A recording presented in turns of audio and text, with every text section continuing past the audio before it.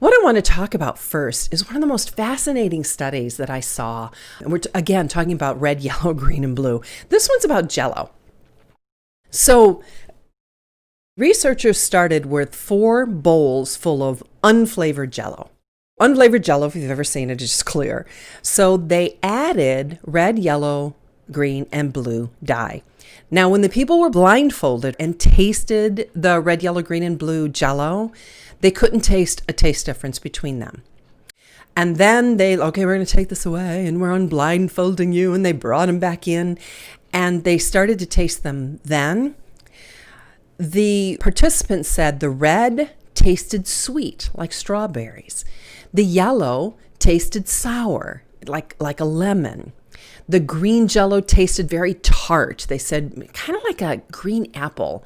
And then the blue, they were like, oh, blue, I don't know. And this one just really tastes odd. Maybe like a blue coconut or something. But it was always the least tasty of the group, was the blue one. And what's really interesting is even after the study, when the people were told that there was no flavor, the test subjects didn't believe that there wasn't a flavor. That shows how important color is to our perception. When they were blindfolded, they couldn't taste a difference. But once they saw the color, it just shows we taste with our eyes really before we taste with our tongues. All right, so let's talk about red.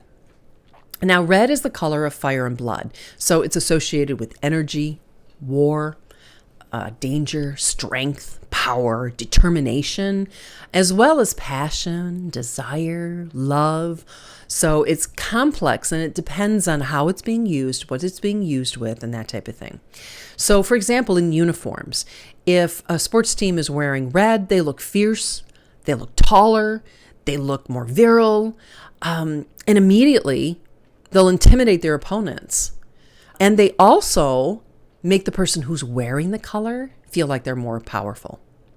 So red is an amazing color because it is associated with so many different things: fear, beauty, strength, passion, status. I mean, there's just so many things that it's associated with. So it depends. You have to be very careful how you use it and in what situation you're using it in. Because again, depending on the situation, whether general likes, attractiveness, or, in design or social settings, it's going to mean something different.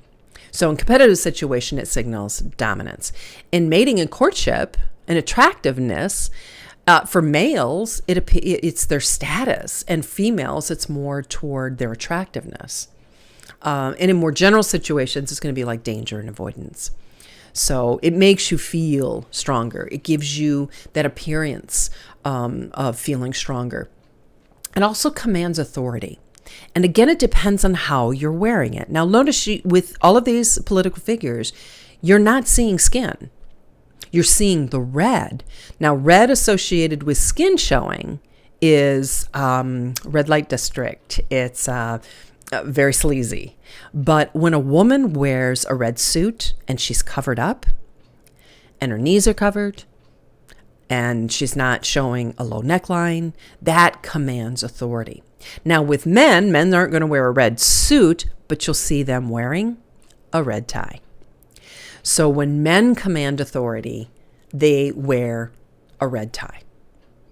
So red on men is status, fitness, power, like a red car, a red tie, that type of thing. Red on women is associated with attractiveness or power, depending on how it's worn.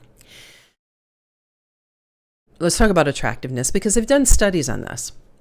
Now they showed these pictures, same gal, but they photoshopped the background into being white or red.